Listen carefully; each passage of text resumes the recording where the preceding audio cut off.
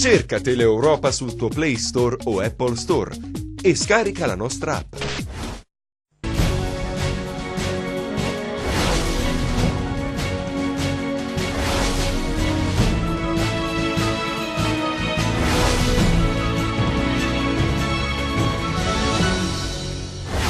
Le indagini vanno avanti a ritmo serrato, inquirenti al lavoro per sapere di più sull'esplosivo. Intanto l'avvocato della famiglia Vinci chiede i funerali di Stato. Giovanni Bombardieri, attuale procuratore aggiunto della DDA di Catanzaro, è stato nominato dal CSM procuratore a Reggio Calabria e lui il successore di Cafiero De Rao. L'Università della Calabria si attrezza per combattere gli atti vandalici che affliggono l'Ateneo di Arcavacata, varate nuove misure di prevenzione. Manifestazione a Catanzaro dei centri sanitari accreditati, attacco al commissario Scura, i tagli operati stanno creando disagi ai cittadini e messo in pericolo centinaia di posti di lavoro. Smantellata una rete di spaccio riconducibile alle Endrine di Zungri, che riforniva di hashish e cocaina l'area del Vibonese, 6 le persone arrestate. Una truffa da 4 milioni di euro perpetrata ai danni dell'INPS è stata scoperta dalla Guardia di Finanza di Locri. Nel mirino delle Fiamme Gialle 23 aziende agricole che avrebbero prodotto finte assunzioni di 600 dipendenti. Buonasera ad Anna Franchino e benvenuti a questa nuova edizione in diretta del nostro telegiornale. In apertura torniamo sull'attentato di Limbadi, perché l'attenzione degli inquirenti è puntata sull'ordigno esplosivo che ha provocato la morte di Matteo Vinci e il ferimento del padre Francesco. Utilizzato un radiocomando a distanza, la bomba è stata posizionata all'altezza del sedile lato guida. Stamani invece è stata eseguita l'autopsia sul corpo di Matteo Vinci. Intanto i legali della famiglia chiedono funerali di Stato, ma vediamo i nostri servizi che ricostruiscono l'attentato e fanno un excursus storico su altri episodi in cui l''ndrangheta ha utilizzato bombe incendiarie per togliere di mezzo persone ritenute scomode. Vediamo. L'attentato di stampo libanese, sì, proprio come quelli che eravamo abituati a vedere solo in TV nelle strade della martoriata Beirut. Le autobombe con il carico di terrore e morte sconvolgono la Calabria e Limbadi. L'ordigno posizionato lunedì scorso sotto l'auto di Matteo Vinci e del padre Francesco pare sia stato azionato a distanza e sull'esplosivo, su quelle modalità terroristico-mafiose che indaga la direzione distrettuale antimafia. Secondo quanto ricostruito dagli inquirenti, il movente sarebbe in un confine. Il terreno della famiglia Vinci e quello di un esponente della famiglia Mancuso sono vicini, una lingua di terra, 300 metri quadrati per essere precisi, contesi, una lunga causa civile in corso e tante liti culminate con la morte del biologo 42enne e il ferimento grave del padre Francesco, che è ricoverato nel centro Grandi Ustionati di Palermo. La colpa dei Vinci, raccontano sottovoce in paese, è quella di aver difeso i propri diritti, di non essersi piegati alla prepotenza. Una punizione esemplare. Perché tanta violenza? Le indagini daranno risposte a queste domande. Intanto il legale della famiglia Vinci, l'avvocato Giuseppe Di Pace, ha rivolto un invito al Presidente della Repubblica e al Ministro dell'Interno affinché a Limbadi vengano celebrati funerali di Stato a nome della famiglia Vinci e dell'intera comunità. Non mancano le reazioni. Per Arturo Bova, presidente della Commissione regionale contro l''ndrangheta, l'autobomba di Limbadi dimostra quanto ancora l''ndrangheta sappia essere eclatante nelle sue manifestazioni di violenza. Sul Vibonese, che in queste ore sembra tornato indietro di decenni, l'attenzione è alta, come testimoniato dal prefetto Longo al termine del Comitato per l'Ordine e la Sicurezza Pubblica, convocato poche ore dopo il fatto di sangue, la strage che ha fatto tremare l'intera regione. Un ordigno piazzato sotto l'auto e poi azionato a distanza. Il metodo usato per uccidere Matteo Vinci non veniva utilizzato da anni, anche se non è la prima volta che l''ndrangheta usa il tritolo per riaffermare la propria egemonia sul territorio. Tuttavia le cosche calabresi hanno in genere preferito il silenzio e l'invisibilità per costruire il loro impero economico. L''ndrangheta però in alcuni casi ha scelto di parlare con le bombe. Dalla strage di Locri in piazza Mercato, in cui venne ucciso il boss Domenico Cordì, che pagò con la vita uno sgarro fatto al capo dei capi dell'epoca, Uzintoni Macri di Siderno. L'attentato fu poi l'inizio di una cruenta faida. Nel 1993 una bomba a mano venne lanciata contro l'auto del boss Cataldo che viaggiava con la moglie, entrambi rimasero illesi. A Reggio il 3 maggio del 1982 le cosche utilizzarono un'autobomba per uccidere Gennaro Musella, imprenditore salernitano che gestiva una cava a Bagnara. L'11 ottobre del 1985 un'altra autobomba venne fatta esplodere a Villa San Giovanni. Obiettivo il boss Antonino Imerti, che rimase illeso. Passano gli anni ma non i metodi. A Marina di Gioiosa Ionica il 13 aprile del 2000 nell'esplosione di un'autobomba morì Domenico Gullaci, impresario edile che pagò con la vita il fatto di non essersi piegato ai diktat dei boss locali. Nel 2008, il 28 aprile, a Gioia Tauro, un altro imprenditore venne ucciso dilaniato dallo scoppio di un'autobomba. Si tratta di Nino Princi. Secondo gli inquirenti rappresentava per le cosche della Piana il volto pulito con cui infiltrarsi nell'economia legale. Poi la stagione delle bombe a Reggio nel 2010. Il 3 gennaio di quell'anno un ordigno venne fatto esplodere davanti alla Procura Generale della città dello Stretto. Era da quella data che l'esplosivo non veniva più utilizzato dalle cosche. Poi 2 giorni fa la bomba che ha ucciso all'Imbadi Matteo Vinci. Certo, il movente è ancora tutto da decifrare, ma appare evidente la firma dell''ndrangheta, che decide così di compiere ancora una volta un gesto eclatante. A proposito dell'attentato all'Imbadi, sarà necessario almeno un mese perché possano essere celebrati i funerali di Matteo Vinci, il 42enne morto proprio lunedì pomeriggio per l'esplosione della bomba collocata sotto la sua autovettura, nella quale è rimasto ferito il padre Francesco di 73 anni. Lo sblocco della salma, così come la consegna ai familiari, è impedito infatti dalla necessità di effettuare ulteriori esami clinici e tecnici finalizzati ad individuare la tipologia esatta di esplosivo utilizzato per confezionare l'ordigno, azionato con un radiocomando a distanza. L'autopsia sul cadavere di Matteo Vinci è stata eseguita questa mattina e si è protratta per circa 3 ore e mezza, ma gli accertamenti medico-legali proseguiranno nei prossimi giorni, presumibilmente con il supporto di uno specialista. Migliorano invece le condizioni di Francesco Vinci, ricoverato nel centro Grandi Ustionati di Palermo, anche se i medici non hanno ancora sciolto la prognosi. Vinci, secondo quanto ha riferito l'avvocato, non sarebbe più in pericolo di vita, mentre il GIP di Vibo ha convalidato l'arresto di Domenico Di Grillo, di 71 anni, di Limbadi, fermato ieri dai carabinieri con l'accusa di detenzione illegale di un fucile e del relativo munizionamento. L'arresto è stato eseguito proprio nell'ambito dei controlli effettuati dopo l'esplosione dell'autobomba. Il GIP, accogliendo l'istanza del difensore Di Grillo, ha disposto per l'uomo la detenzione domiciliare. Giovanni Bombardieri è stato nominato dal plenum del CSM procuratore della Repubblica di Reggio Calabria. Succede alla guida di uno dei più importanti uffici giudiziari italiani a Federico Cafiero De Rao, attualmente procuratore nazionale antimafia. Sentiamo. Adesso è ufficiale, Giovanni Bombardieri, attuale procuratore aggiunto di Catanzaro, è il nuovo procuratore della Repubblica di Reggio Calabria. La nomina è stata decisa all'unanimità dal plenum del Consiglio Superiore della Magistratura, che ha accolto la proposta fatta anche in quel caso all'unanimità il 29 marzo scorso dalla Commissione Incarichi Direttivi. Giovanni Bombardieri, 54 anni di Riace, succede a Reggio a Federico Cafiero De Rao, attuale procuratore nazionale antimafia. Ha cominciato la sua carriera come giudice a Locri, è stato sostituito alla Procura di Roma, dove è rimasto sino al 2012, quando è stato nominato procuratore aggiunto a Catanzaro. Nel corso della sua carriera si è occupato di delicate inchieste di 'ndrangheta. Attualmente ha competenza sulle indagini in materia di terrorismo. Quando era PM a Roma è stato titolare tra l'altro dell'inchiesta Mokbel, che ha portato all'emissione di 60 provvedimenti di custodia cautelare. Adesso, dopo la nomina del CSM, Bombardieri guiderà uno dei più importanti uffici giudiziari italiani. Adesso ci spostiamo all'Unical perché si attrezza l'Università della Calabria per combattere gli atti vandalici che affliggono nelle ultime settimane l'Ateneo di Arcavacata, varate nuove misure di prevenzione. Vediamo.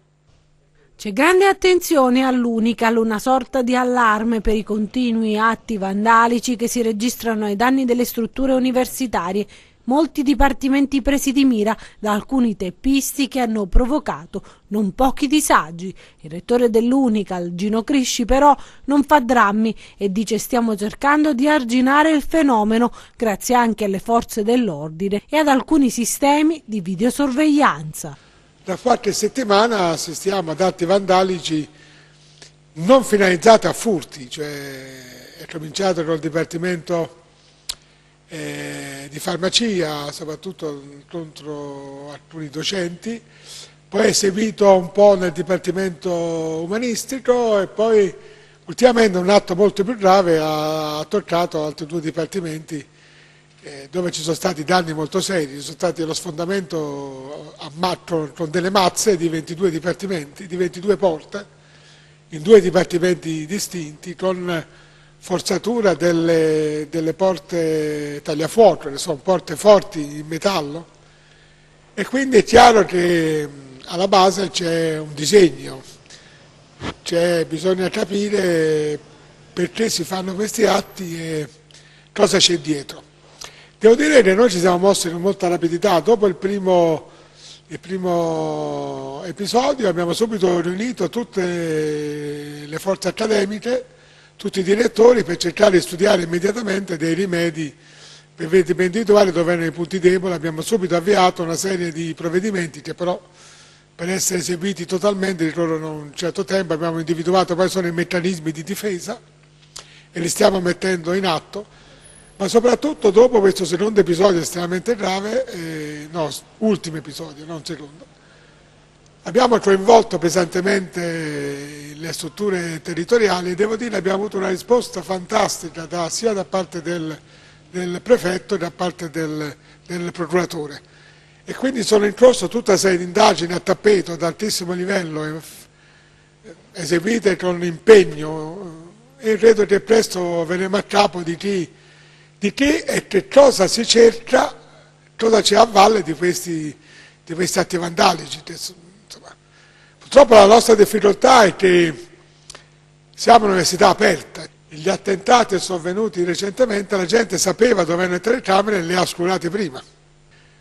La sicurezza è il nostro pallino, perché recentemente abbiamo fatto tutto un piano di intervento, anche coinvolgendo i NOx, per difenderci dall'alto livello. Abbiamo progettato una nuova rete di telecamere ad alta risoluzione, insomma ci stiamo attrezzando. Ma quali sono le ragioni di gesti così sconsiderati? C'è una regia ben precisa per arrivare a qualche risultato, che io posso anche immaginare qual è, ma che non posso parlare perché non avendo le prove, poi mi becco anche qualche denuncia. Però ho l'impressione che ci sono 2 o 3 ipotesi sul tappeto che appunto i carabinieri e la polizia sta verificando, e credo che presto ne verremo a capo. Cambiamo argomento, parliamo della pagina del lavoro, perché c'è stata una protesta questa mattina a Catanzaro degli operatori delle strutture accreditate contro i tagli operati dal commissario Scura, a rischio 400 posti di lavoro. Sentiamo. Decreto non vale, vogliamo lavorare! Decreto non vale, vogliamo lavorare! I camici bianchi in piazza stamattina a Catanzaro in 400 rischiano di perdere il posto di lavoro. Sono operatori dei centri di riabilitazione e strutture convenzionate che puntano l'indice sui tagli decisi dal commissario Scura sui budget delle case di cura.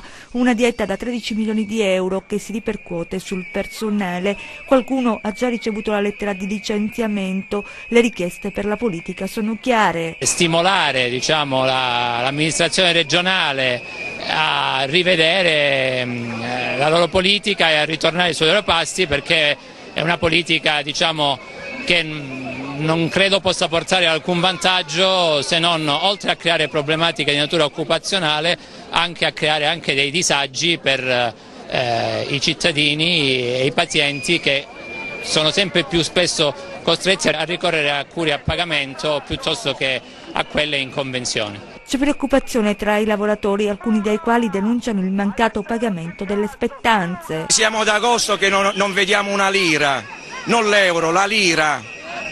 Questo dico, basta, non dico altro. Il commissario sta facendo dei tagli inappropriati, togliendo ai calabresi le possibilità delle cure minime, essenziali, dimenticando veramente la possibilità di fare prevenzione. Ecco perché vuole le eccellenze e vuole che le persone vadano via, perché manca la prevenzione. La tensione è palpabile, così come le aspettative di tante famiglie. Le strutture accreditate possono continuare a lavorare, i cittadini calabresi possono avere una sanità adeguata, nient'altro. Il nostro personale sarà mandato tutto fuori con queste decisioni di Scura. Non chiediamo altro, lo chiede anche il personale di poter mantenere le proprie famiglie. Ora sentiamo cosa è emerso dopo l'incontro con il prefetto di Catanzaro. Abbiamo chiesto al prefetto di intervenire, il prefetto ci ha detto che interverrà, che il nostro dossier che le abbiamo presentato verrà comunicato nel giro di 24 ore ai ministeri competenti, che interloquirà con l'ingegnere Scura. All'incontro era presente per la regione l'onorevole Pacenza, in rappresentanza del presidente Oliverio, che ha rimarcato il fatto che questi decreti non hanno avuto l'assenso del Dipartimento alla Salute. E contro questi decreti, come ci ha detto anche il Presidente della Giunta regionale l'altro giorno nell'incontro che abbiamo avuto, questi decreti vanno contro anche quella che è la politica regionale. Quindi ha preso posizione anche la politica, ha preso posizione il Dipartimento. Vedremo che cosa risponderà Scura entro 24-48 ore. Dopodiché continueremo i colloqui, perché di questo si fa promotore il prefetto, continueremo i colloqui con la controparte. Noi abbiamo chiesto che a questi colloqui, oltre ad essere presente l'ingegnere Scura, ci sia presente il Presidente della Giunta regionale, che per lui, che sia presente il Dipartimento, che siano presenti oltre le associazioni di categoria, naturalmente anche le organizzazioni sindacali CGIL e CISL, che ringraziamo per la loro presenza. È necessario che ci sia un'azione congiunta. Con noi si sono schierati, oltre che CGIL e CISL, si è schierata anche la Confindustria. Con noi si sono schierate molte forze politiche. Io credo che sia necessario andare avanti su questa strada e credo che riusciremo a ottenere quanto noi chiediamo. Domani c'è un'altra tappa importante. Domani il TAR di Catanzaro deciderà sul decreto 128 e là c'è l'altro problema grosso. Ci veniva chiesto di firmare un contratto dopo aver finito di lavorare, dopo aver completato tutto il nostro lavoro nell'anno 2017 e ci è stato chiesto nell'anno 2018.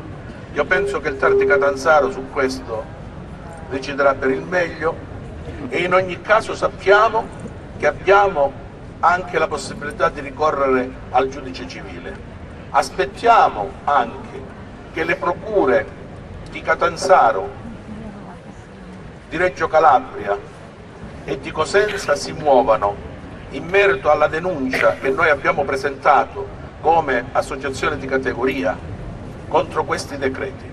Noi crediamo che questi decreti siano illegittimi e su questi decreti ci siano anche una serie di reati che la Procura della Repubblica debba necessariamente individuare. Adesso la cronaca ci porta nel Vibonese, dove è stata smantellata una rete di spaccio riconducibile alle Endrine di Zungri. Vediamo. Dinanzi alla violenta offensiva della criminalità che ha alzato il livello di ferocia con attentati di tipo terroristico nel Vibonese, l'unica risposta possibile è rafforzare la presenza delle forze dell'ordine attraverso un intenso controllo del territorio che porti a risultati concreti. In questo senso si può inquadrare anche l'ultima operazione dei carabinieri della compagnia di Vibo Valentia denominata non a caso Roba di famiglia. Questo perché è stata disarticolata una fitta rete di spaccio riconducibile ad un sodalizio criminale composto da 14 persone, capeggiato in particolare da 2 gruppi familiari, i Caglioti e di Navarra, organizzatisi per rifornire di marijuana, hashish e cocaina tutta l'area costiera del Vibonese. I carabinieri hanno eseguito 8 misure cautelari, 6 domiciliari e 2 obblighi di dimora, mentre altre 6 persone sono state deferite a piede libero. Tra i fermati anche Angelo Accorinti, 30 anni, nipote del presunto boss del Poro, Giuseppe. Un'attività che nasce da dei riscontri su strada che poi permette di individuare dei gruppi familiari che attraverso dei contatti stabili con la criminalità del territorio, le endrine locali, hanno potuto creare una fitta rete di scambio di cessione di stupefacenti.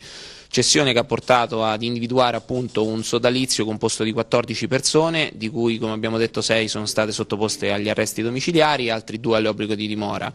Le attività in particolare hanno colpito un sistema consolidato che andava ad intaccare e a studiare persino i movimenti della caserma di Zungri, che veniva monitorata da parte dei criminali allo scopo di capire quando potevano operare senza essere ingaggiati e controllati dalle pattuglie presenti sul territorio. Queste famiglie hanno saputo cogliere e sfruttare a loro favore l'anello debole della catena, ovvero il consumatore che, vittima della sua stessa dipendenza, contraeva dei debiti che diventavano rilevanti anche alla luce del fatto che non erano in grado di provvedere a se stessi, e al fine di fronteggiare questi debiti iniziavano a cedere queste sostanze per conto dei loro creditori, in cambio di una diminuzione del debito, delle volte anche da parte di altri stupefacenti. Quindi diciamo un carnefice, una vittima che diventava a sua volta carnefice di altre vittime.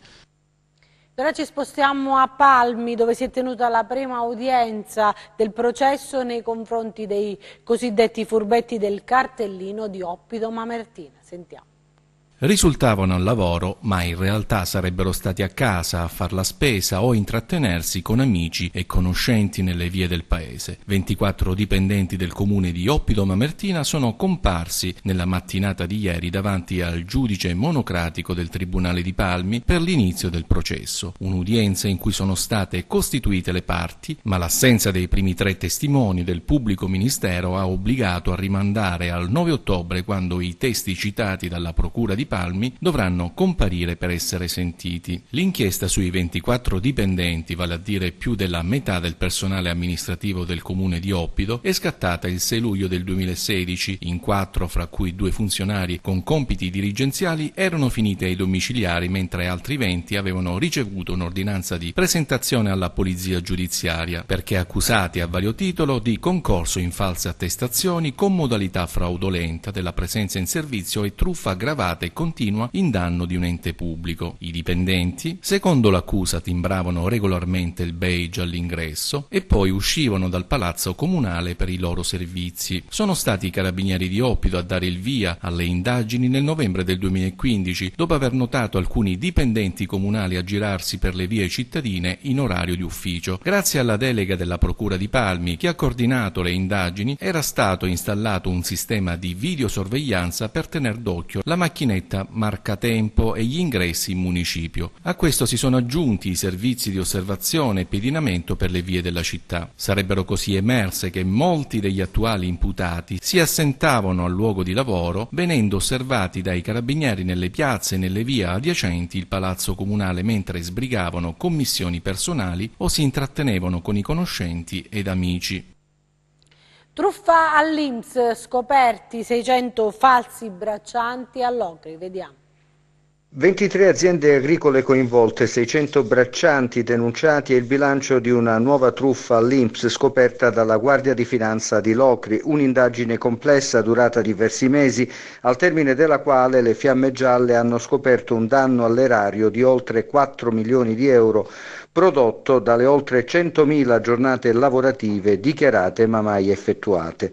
Non è la prima volta che la Guardia di Finanza nella Locride scopre l'utilizzo fittizio di braccianti braccianti agricoli. Negli anni numerose sono state le truffe all'Istituto Nazionale di Previdenza Sociale, secondo un meccanismo consolidatosi nel tempo.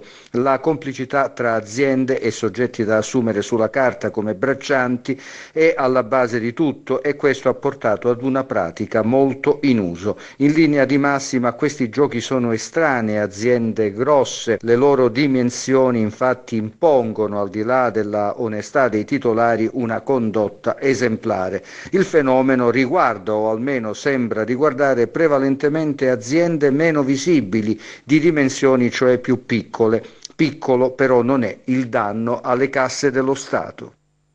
Adesso vediamo i nostri 100 secondi di cronaca. 11 lavoratori irregolari sono stati scoperti dalla Guardia di Finanza del Comando Provinciale di Cosenza in un cantiere nei locali utilizzati da un'azienda che si occupa di trasporto merci nella zona dell'Alto Tirreno Cosentino. Inflitte sanzioni pecuniarie alla società che sta diffidata, come previsto dalla normativa, ad assumere i lavoratori in nero. Un uomo di 71 anni è stato arrestato dai carabinieri a Rocca Bernarda nel Catanzarese con l'accusa di lesioni. L'anziano è accusato di aver aggredito dopo una lite un altro pensionato con un palo di legno alla testa. La vittima dell'aggressione è stata soccorsa e portata in ospedale. Ha accusato un malore ed è morto mentre era alla guida di un mezzo pesante sulla statale 280 dei Due Mari nei pressi di Lamezia Terme. L'uomo ha fermato il mezzo e chiesto aiuto, ma all'arrivo dei sanitari del 118 per l'autista non c'è stato più nulla da fare. Scossa di terremoto questa mattina al largo di Sicilia e Calabria. La scossa è stata avvertita nella città dello Stretto, l'epicentro in mare. Non si segnalano danni. 3 presunti scafisti di nazionalità ucraina sono stati fermati a Reggio Calabria con l'accusa di favoreggiamento dell'immigrazione clandestina a conclusione di un'operazione congiunta di Polizia di Stato, Guardia di Finanza e Guardia Costiera coordinata dalla Procura di Reggio Calabria. Cambiamo ancora argomento. Con il progetto Intercultura si promuove la mobilità internazionale degli studenti, l'iniziativa presentata oggi a Catanzaro. Vediamo.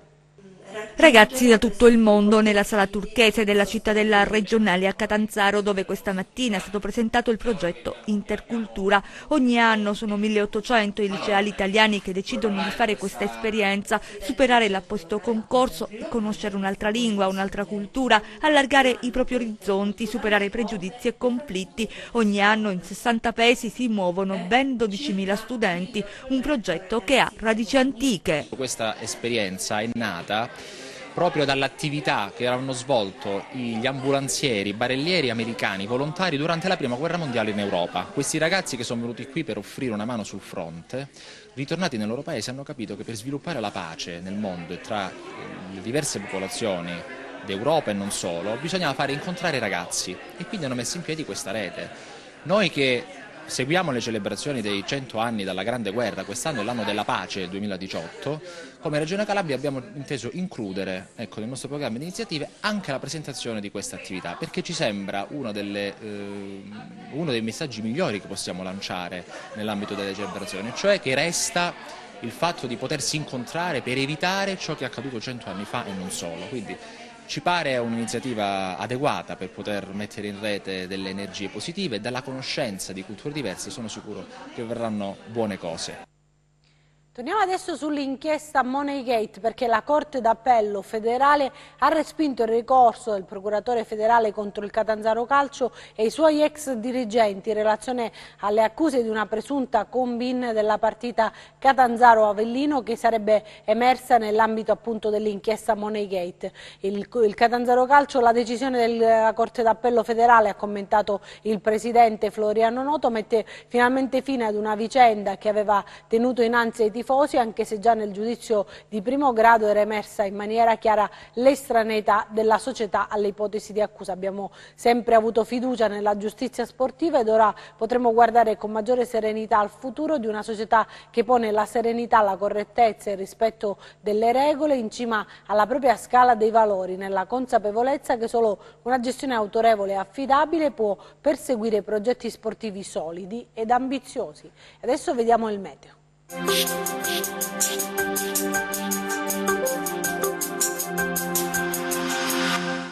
Ben ritrovati da meteoincalabria.it. Mentre al centro-nord continua la fase di maltempo, sulla nostra regione, ai margini della perturbazione, il tempo si mantiene stabile con ampi spazi soleggiati. Vediamo quindi le mappe in dettaglio. Domani sereno o poco nuvoloso con bassa probabilità di fenomeni. Temperature stazionarie. Passiamo ora alle mappe di mari e venti. Giovedì mari mossi con venti da quadranti occidentali sul Tirreno, meridionali sullo Ionio. Per ulteriori dettagli consultate il sito meteoincalabria.it. Anche per oggi è tutto, grazie per l'attenzione. Appuntamento a domani. Anche per noi è tutto, io mi fermo qui, grazie per averci seguito e buon proseguimento con i nostri programmi, arrivederci.